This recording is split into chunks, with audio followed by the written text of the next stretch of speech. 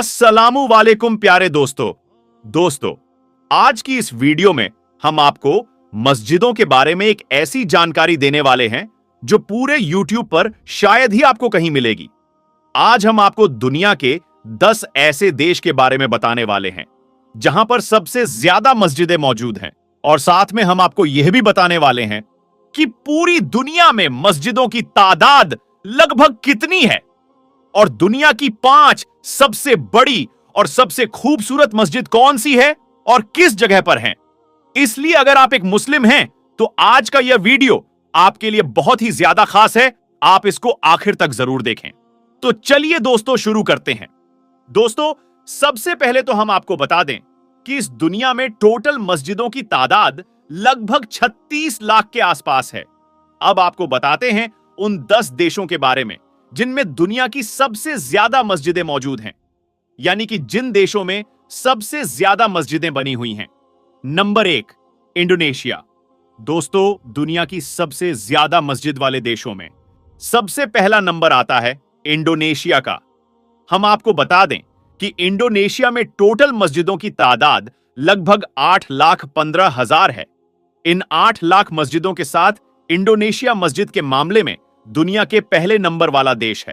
Number 2, Bharat. दोस्तों, आपको यह जानकर बहुत खुशी होगी कि दुनिया में सबसे ज्यादा मस्जिद वाले देशों में दूसरे नंबर पर आता है हमारा प्यारा देश भारत। हमारे देश भारत में टोटल मस्जिदों की तादाद लगभग 3,10,000 है। इन 3 लाख मस्जिदों के साथ भारत मस्जिद के मामले में दूसरे नंबर पर बना हुआ है। नंबर 3, बांग्लादेश। दोस्तों, दुनिया में सबसे ज्यादा मस्जिद वाले देशों में तीसरे नंबर पर आता है हमारा पड़ोसी मुल्क बांग्लादेश। हम आपको बता दें कि बांग्लादेश में टोटल मस्जिदों की तादाद 2.5 लाख है, यानी कि पूरे बांग्लादेश में लगभग 2.5 लाख मस्जिदें बनी हुई हैं। इन 2.5 लाख मस्जिदों के साथ में बांग्लादेश मस्जिद के मामले में तीसरे नंबर पर दुनिया में बना हुआ है। दोस्तों, वीडियो में आगे बढ़ने से पहले अगर आप मुसलमान होने पर फख्र महसूस करते हैं तो दिल से इस वीडियो को एक लाइक जरूर करें। नंबर 4, पाकिस्तान। दोस्तों, दुनिया में सबसे ज्यादा मस्जिद के मामले में हमारा पड़ोसी मुल्क पाकिस्तान चौथे नंबर पर बना हुआ है।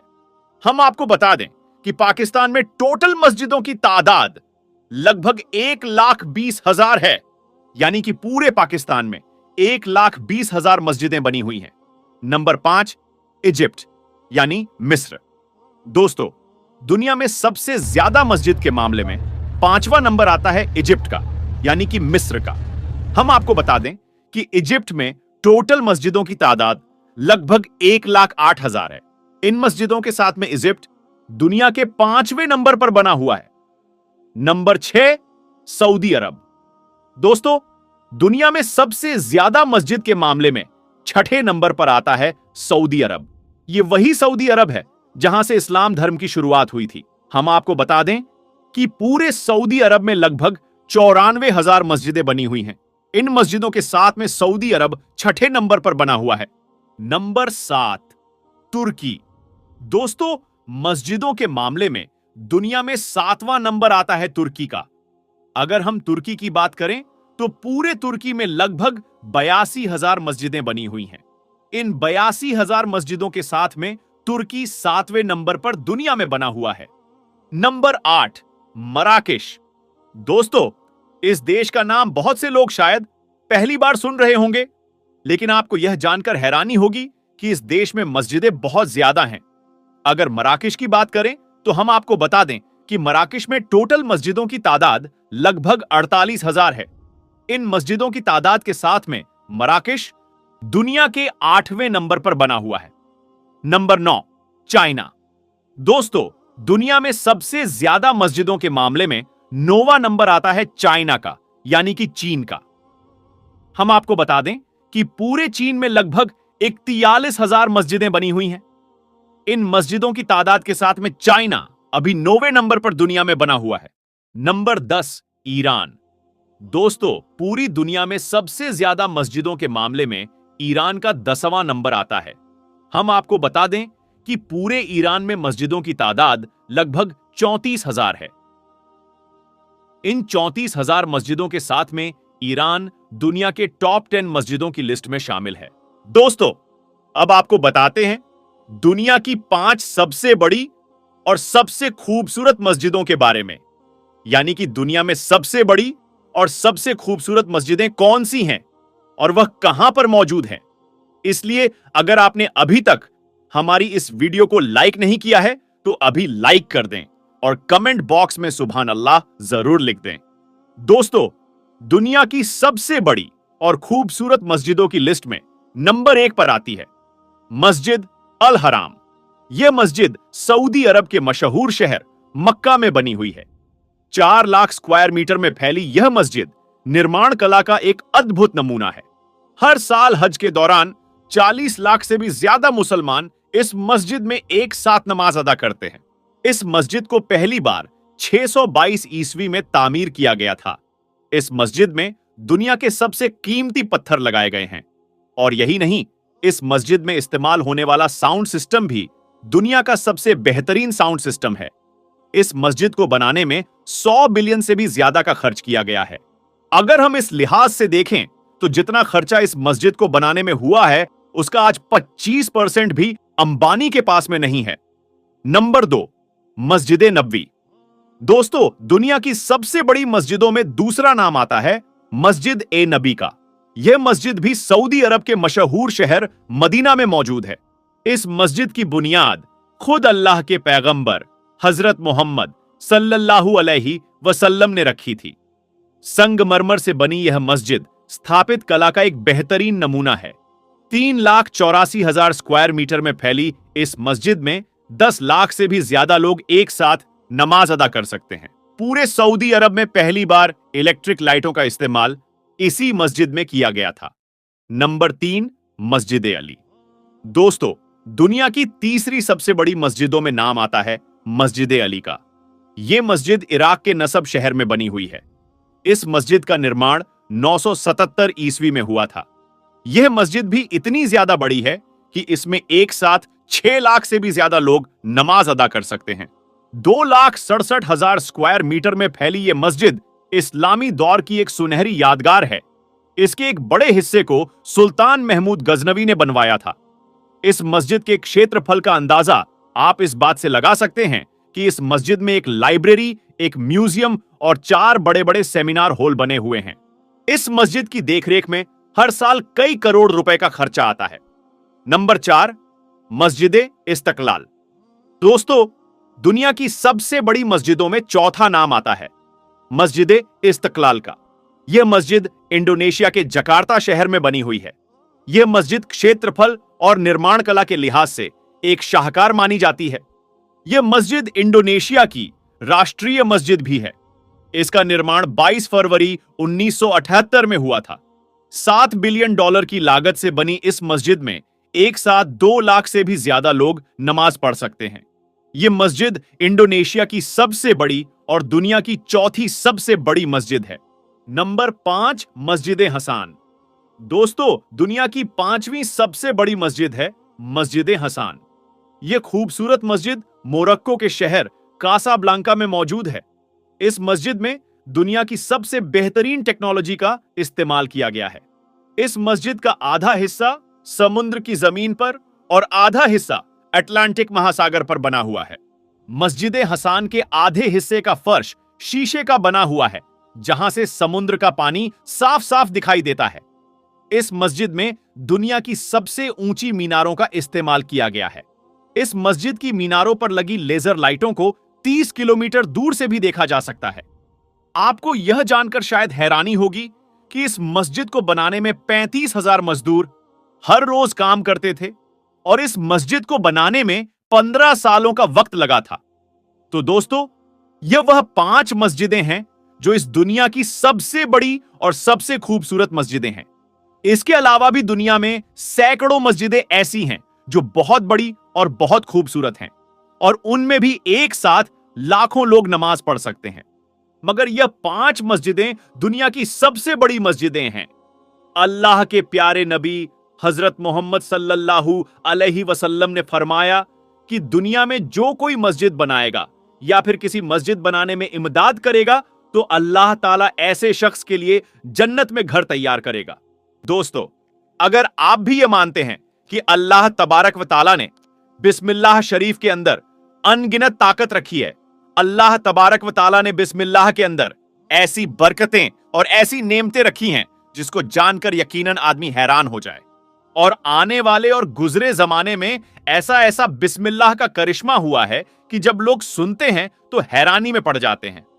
आज दोस्तों, इसी बिस्मिल्लाह का एक जीता जागता करिश्मा आप तक हम पहुंचाने वाले हैं इस वीडियो। दोस्तों, एक चरवाहा बन गया अल्लाह का वली और बरकत बिस्मिल्लाह की। जी हां दोस्तों, बिस्मिल्लाह की बरकत से एक चरवाहे ने एक ऐसा काम कर डाला दोस्तों, जिसको दुनिया वालों ने देखा और हैरान रह गए। प्यारे दोस्तों, एक चरवाहा जो कि बिल्कुल ही पढ़ा लिखा नहीं था, यानी वो अनपढ़ था, उसका यह मामला था, यानी मामूले जिंदगी उसने यह बना रखा था कि सुबह वह निकलता था, दरिया किनारे जंगल के किनारे जाता था, अपनी बकरियों को लेकर जाता था और वह बकरी चाराया करता था। और इसी तरीके से दोस्तों, उसकी जिंदगी का गुजर बसर इसी बकरी चराने और बकरी में ही हो रहा था। दोस्तों, एक वक्त ऐसा भी आया कि अकाल पड़ गया, सूखा पड़ गया और बकरियों के लिए हरी घास मयस्सर नहीं हो रही थी। दोस्तों, लेकिन जिस जगह पर यह चरवाहा बकरियां चराने जाता था, उसके ठीक बगल में एक नदी हुआ करती थी और नदी के किनारे जंगल था और उस तरफ जंगल में हरी हरी घास थी, जिनको दूर से ही देखा जाता था। लोग दूर से ही देख लेते थे कि नदी के उस पार जंगल है और जंगल में ढेर सारा हरा घास है। वहां तक अगर बकरियां पहुंच जाएं तो वह सिकम शेर होकर वापस लौटें, यानी पेट भर के खा सकती है। लेकिन दोस्तों, मामला यह था कि बीच में एक नदी थी और नदी के उस पार पहाड़ी और जंगल था। बहरहाल दोस्तों, यह चरवाहा जो बकरी चराने जाता था, बकरी चराते हुए यह देखता कि नदी के उस पार, नदी के उस तरफ हरी घास मौजूद है, लेकिन उधर जाएं तो जाएं कैसे, क्योंकि बीच में नदी है। बहरहाल दोस्तों, वह इंसान एक दिन जुम्मे की नमाज पढ़ने के लिए जाता है तो उस मस्जिद में जो इमाम साहब रहते हैं, वह बिस्मिल्लाह शरीफ के ऊपर तकरीर कर रहे होते हैं और बिस्मिल्लाह के ऊपर तकरीर करते हुए वह यह कहते हैं कि बिस्मिल्लाह शरीफ पढ़कर अगर आप किसी भी काम को करोगे, यानी अल्लाह का नाम लेकर और बिस्मिल्लाह पढ़कर आप कुछ भी काम करोगे, तो वह काम आपका सफल हो जाएगा, वह काम मुकम्मल हो जाएगा। बहरहाल दोस्तों, वह बात उस बकरी चराने वाले इंसान को इतना भा गया कि वो वहां से जाता है और जाने के बाद दोस्तों, वह अपनी बकरियों को लेता है और दरिया के किनारे पहुंच जाता है, क्योंकि दोस्तों, उसको पूरा यकीन हो गया था कि इमाम साहब ने जब कहा है कि बिस्मिल्लाह पढ़कर अगर कोई काम किया जाए तो उसमें सफलता मिलती है। इसलिए दोस्तों, उसने बिस्मिल्लाह शरीफ पढ़ी और अपनी बकरियों समेत वह दरिया में उतर गया। अल्लाह की शान देखें दोस्तों, बिस्मिल्लाह का करिश्मा देखिए कि वह इंसान पानी पर चलता हुआ पार हो गया, दरिया पार कर गया और चलता हुआ नदी के दूसरे किनारे चला गया और अपनी बकरियों को खूब घास खिलाया। दोस्तों, जब उसकी बकरियां शिकम सैर हो गईं, यानी घास चरकर पेट भर गई, तो फिर उसने बिस्मिल्लाह पढ़ी और वापस आ गया। यानी दोस्तों, उस इंसान का यह मामूल बन गया कि वो रोजाना दरिया के किनारे जाता, बिस्मिल्लाह पढ़ता और दरिया पार कर जाता। और अल्लाह की मसलिहत देखिए कि उसको कुछ नहीं होता, बकरी समेत वह दरिया पार हो जाता। उसी बीच कुछ ही दिनों में दोस्तों, उस चरवाहे की जो बकरियां थीं, वो बकरियां मोटी ताजी हो गई। जब इसकी बकरियां मोटी ताजी हो गई और दूसरे जो बकरियां चराने वाले थे, उन लोगों की बकरियां, चूंकि उनको सूखा घास खाना पड़ रहा था, तो उन लोगों की बकरियां जो थीं, वह सारी दुबली पतली हो गई थी। उन लोगों ने इस चरवाहे की बकरियों को देखा तो काफी हैरान हो गए कि आखिर इसकी बकरी इतना मोटी कैसे हो रही है। ये चरवाहे उस चरवाहे के पास जाते हैं और उससे पूछते हैं कि आखिर तुम्हारी बकरियां क्या खाती हैं जो इतना मोटी ताजी हो रही हैं। दोस्तों, क्योंकि वह भोला भाला इंसान था, उसने कहा कि मैं दरिया के उस पार चला जाता हूं और अपनी बकरियों को भी ले जाता हूं और जाने के बाद चराकर मैं वापस आ जाता हूं। तो ये लोग सारे हैरान हो गए कि आखिर तुम दरिया के उस पार कैसे चले जाते हो, तुम डूबते कैसे नहीं। तो वो चरवाहा उनको बताता है कि इमाम साहब ने यह तकरीर की थी कि बिस्मिल्लाह की बरकत से आप कुछ भी कर सकते हो, और उसी बिस्मिल्लाह को पढ़कर मैं दरिया में कदम रखता हूं और दरिया पार कर लेता हूं। दोस्तों, ये बात जब वो बाकी चरवाहे सुनते हैं तो हैरान रह जाते हैं और वो उस चरवाहे पर हंसने लगते हैं। फिर वो बाकी तमाम चरवाहे उस इमाम साहब के सामने चले जाते हैं और सारा माजरा उनके सामने बयान कर देते हैं कि एक नौजवान है जो बकरी चराता है। वह यह कहता है कि वह बिस्मिल्लाह पढ़कर नदी पार कर जाता है और उसकी बकरियां नदी पार करके घास चरकर आती हैं और वो मोटी ताजी हो गई है। इमाम साहब को लगता है कि इन लोगों को अगर मैं खुद से करके नहीं दिखाऊं तो ये लोग बोलेंगे कि इमाम साहब ने खुद बोला था, और इमाम साहब खुद इस पर अमल नहीं करते हैं। बहरहाल उन सारे लोगों के सामने इमाम साहब ये कह देते हैं कि वह क्या, नदी में तो कोई भी बिस्मिल्लाह पढ़कर नदी को पार कर सकता है, और मैं भी फलां दिन सबके सामने, आप लोगों के सामने बिस्मिल्लाह पढ़ के पार होकर दिखा दूंगा। दोस्तों, एक दिन ऐसा भी आता है जिस दिन पूरे गांव के लोग नदी के किनारे जमा होते हैं। वह चरवाहा जो बिस्मिल्लाह पढ़कर नदी पार करता था, वह भी अपनी बकरियों के साथ नदी के किनारे पर खड़ा रहता है। इमाम साहब भी आते हैं, लेकिन दोस्तों, इमाम साहब क्या करते हैं कि अपने साथ रस्सी मंगवा लेते हैं। रस्सी मंगवाने के बाद वह अपनी कमर में रस्सी बंधवा लेते हैं। साथ ही साथ एक पेड़ में रस्सी बंधवा लेते हैं, ताकि अगर मैं डूब जाऊं तो इस रस्सी की वजह से मुझे खींच के बाहर निकाला जा सके। उसके बाद सबके सामने इमाम साहब अपनी कमर में रस्सी बंधवाते हैं, पेड़ में भी रस्सी बंधवाते हैं। उसके बाद नदी में जाते हैं और बिस्मिल्लाह शरीफ पढ़ते हैं, और पढ़ने के बाद पानी में उतर जाते हैं। दोस्तों, दुनिया वालों ने अपनी खुली निगाहों से देखा कि जैसे ही इमाम साहब नदी में उतरते हैं तो इमाम साहब डूबने लगते हैं।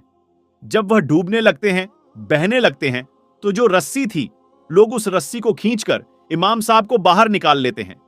दोस्तों, इमाम साहब को जब बाहर निकालते हैं, इमाम साहब को काफी बेइज्जती महसूस होती है कि वह डूब गए। दोस्तों, इतना देखना था कि वह चरवाहा जलाल में आ जाता है कि आखिर इमाम साहब ने मुझे बिस्मिल्लाह के बारे में यह कहा था कि बिस्मिल्लाह पढ़ के नदी में उतर जाओ, पार हो जाओगे, और इमाम साहब खुद डूब गए। फिर वो चरवाहा सब लोगों के सामने ही अपनी बकरियों को लाता है और बिस्मिल्लाह शरीफ पढ़कर सबके सामने बकरी लेकर वह दरिया पार हो गया। दोस्तों, दरिया पार होने के बाद फिर वह वापस आया और इमाम साहब को यह बोला कि इमाम साहब, जब मैं नदी पार कर रहा था तो मुझे आपके डूबने की वजह मालूम हो गई, क्योंकि मैं अल्लाह के ऊपर भरोसा करके नदी पार करता हूं। लेकिन आपने बिस्मिल्लाह तो पढ़ी, लेकिन आपने रस्सी बंधवा ली। आपको अल्लाह से ज्यादा इस रस्सी पर भरोसा था कि आप डूबने लगोगे तो रस्सी बचा लेगी। इसीलिए अल्लाह तबारक व तआला ने आपको सबके सामने डुबा दिया, ताकि आपको यह लगे कि यह भरोसा रस्सी पर ना करें, बल्कि भरोसा अल्लाह पर करें। और यही वजह है कि आपका ज्यादा भरोसा रस्सी पर था, इसीलिए आप डूब गए, और मेरा भरोसा अल्लाह पर था, इसीलिए अल्लाह ने मुझे नदी पार करा दी। तो दोस्तों, इससे यह सबक मिलता है कि कोई भी काम जब अल्लाह पर भरोसा करके किया जाता है तो अल्लाह उस काम में कामयाबी अता फरमाता है। इसीलिए कोई भी काम करें तो बिस्मिल्लाह पढ़कर शुरू करें और अल्लाह पर भरोसा करके शुरू करें। प्यारे दोस्तों, हजरत साबिर पाक और सांप का सनसनीखेज वाकया इस वीडियो में आपके सामने रखने वाले हैं कि कैसे हजरत सैयद मखदूम अलाउद्दीन अली अहमद साबिर कलियरी रहमतुल्लाहि अलैह ने अपने बचपन के आलम में ही सांप के राजा, सांप के महाराजा को दो टुकड़े कर दिया। दोस्तों, सनसनीखेज वाकया आपके सामने रखें उससे पहले दोस्तों, आपको बता दें कि साबिर पाक के जलाल को दुनिया जानती है, जमाना जानता है। अल्लाह का वह जलाली वली जिनकी बारगाह से, जिनके गुंबद के ऊपर से अगर परिंदा भी सीधे तौर से अगर गुजर जाए तो उस परिंदे को भी आग लग जाती थी। आपने बचपन से सुना होगा दोस्तों कि साबिर पाक इस कदर जलाली थे कि उनके गुंबद शरीफ के ऊपर से अगर कोई परिंदा परवाज करता तो उस परिंदे पर आग लग जाती, फड़फड़ाकर वो परिंदा जमीन पर जमी दोष हो जाता। दोस्तों, इस तरीके का जलाल हजरत साबिर पाक का है। प्यारे दोस्तों, साबिर पाक की वालदा यह बतलाती हैं कि जब साबिर पाक हमल में थे, मादरे शिकम में थे, यानी अपनी वालिदा के पेट में थे, तो प्यारे आका मोहम्मद मुस्तफा सल्लल्लाहु ताला अलैहि वसल्लम उनकी अम्मी जान के ख्वाब में आए थे और उन्होंने कहा कि यह जो बच्चा होगा यह बहुत ही बाबरकत होगा और इनका नाम मेरे नाम से अहमद रखिए। फिर उनकी वालदा आगे ये कहती हैं कि फिर उनके ख्वाब में फातह खैबर, दामादे पैगंबर, हैदर कर्रार मौला अली मुश्किल कुशा आए और उन्होंने ख्वाब में कहा कि मेरे नाम से जुड़ा इनका नाम अली रखना। बहरहाल दोस्तों, जब साबिर पाक इस दुनिया में तशरीफ लाए तो एक फकीर दुर्वेश भी आए और उनके बाबा जान को यह कहा कि इनका नाम अलाउद्दीन रखिए। बहरहाल दोस्तों, इन तमाम ही वजहों से हजरत मखदूम अलाउद्दीन अली अहमद साबिर कलियरी रहमतुल्लाहि अलैह का नाम अलाउद्दीन अली अहमद पड़ा। प्यारे आका की तरफ से अहमद पड़ा, मौला अली मुश्किल कुशा की तरफ से अली पड़ा और दुर्वेश की तरफ से अलाउद्दीन पड़ा। और साबिर तो इनका लक़ब है जो इनके मामा जान ने 12 साल का वह अलग सा वाकया है दोस्तों, जिस पर इनको साबिर का लक़ब मिला। प्यारे दोस्तों, अब हम आज के वाकये की तरफ बढ़ते हैं। दोस्तों, हजरत सैयद मखदूम अलाउद्दीन अली अहमद साबिर कलियरी रहमतुल्लाहि अलैह अभी सिर्फ 3 साल उनकी उम्र थी कि यह अपने बाबा जान के साथ सोए हुए थे कि अचानक रात होती है। रात के बाद जब सुबह उनके बाबा जान और अम्मी जान की आंख खुलती है तो यह देखते हैं कि सामने एक बहुत बड़ा जहरीला सांप मरा पड़ा है। सांप के 2 टुकड़े हुए पड़े हैं। उनके बाबा जान उनकी अम्मी जान से यह पूछते हैं कि यह सांप कहां से आया और इसको किसने मारा है। उनकी अम्मी कहती हैं, मैं तो नहीं मारा है और कहां से आया उस चीज की भी मुझे खबर नहीं। दोस्तों, शसाबिर पाक अभी 3 साल के ही हैं। वह पुकार उठाते हैं कि इस सांप को मैंने मारा है और यह कोई आम सांप नहीं है, बल्कि यह सांपों का सरदार है, सांपों का बादशाह है। और इसको मैंने मारने से पहले तमाम सांपों से यह हल्फ लिया है, उनको यह कसम खिलाया है कि वह कभी भी मेरे खानदान के किसी भी फर्द को वह नुकसान नहीं पहुंचाएंगे। दोस्तों, यह सुनना था कि उनके वालिदैन के भी होश खड़े हो गए। उनके वालिदैन भी हैरत में आ गए कि अभी साबिर पाक की उम्र महज 3 साल है और 3 साल में उन्होंने इतने बड़े जहरीले मोजी जानवर सांप को 2 टुकड़े कर दिया है। फिर उन्होंने यह बशारत भी दी, यानी यह भी कहा कि उन्होंने सभी सांपों से यह वादा लिया है, हल्फ लिया है कि आने वाले वक्त में कभी भी कोई भी सांप उनके खानदान के किसी भी फर्द को काटेगा नहीं। दोस्तों, हुजूर मखदूम अशरफ मखदूम साबिर कलियरी रहमतुल्लाहि अलैह का यह वाकया बचपन का वाकया काफी मशहूर है। दोस्तों, उसके बाद साबिर पाक की जिंदगी का हर एक लम्हा अपने आप में एक करामत है और उनके चाहने वाले जानते हैं साबिर पाक के जलाल को, साबिर पाक के जमाल को, साबिर पाक के सब्र को। दोस्तों, साबिर पाक जिनके मामा जान बाबा फरीद गंजे शकर रहमतुल्लाह अलैह, जिनकी तरफ से मखदूम अलाउद्दीन अली अहमद साबिर पाक का नाम साबिर पड़ा। दोस्तों, वह एक अलग वाकया है। वह भी एक सनसनीखेज वाकया है कि कैसे साबिर पाक 12 सालों तक बगैर खाए पिए गुल्लर के फल खा खा कर रहे और 12 सालों के बाद जो कुछ हुआ, जब उनकी वालदा आती है, उसके बाद साबिर पाक को देखती है, उसके बाद एक ऐसा वाकया, एक ऐसी करामत जाहिर होती है दोस्तों, उनकी शादी के ताल्लुक से, जिसे सुनने के बाद आपको पता चलेगा कि साबिर पाक का जलाल कैसा था। बहरहाल दोस्तों, यह बचपन का वाकया काफी मशहूर वाकया है।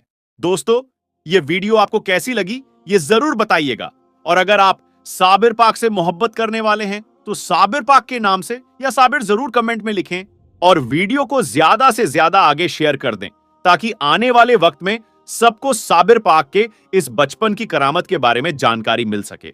और देखें कि अल्लाह के वली जब बचपन के आलम में भी होते हैं फिर भी उनकी क्या ताकत होती है, क्या कुवैत होती है, और वह बचपन में भी किसी शेर से कम नहीं होते, बल्कि शेर क्या, हजारों शेर से ज्यादा उनके ऊपर ताकत होती है। रब का फजल होता है, करम होता है। बहरहाल दोस्तों, यह वीडियो आपको कैसी लगी कमेंट करके हमें जरूर बताएं। वीडियो को लाइक करते हुए अपने दोस्तों के साथ इस वीडियो को जरूर शेयर करें और अगर आपने हमारे चैनल को सब्सक्राइब नहीं किया है तो अभी सब्सक्राइब करें और साथ लगे बेल नोटिफिकेशन को भी जरूर दबा दें ताकि आने वाला हर वीडियो सबसे पहले आप तक पहुंच सके। मिलेंगे फिर एक नई वीडियो के साथ, तब तक के लिए अल्लाह हाफिज।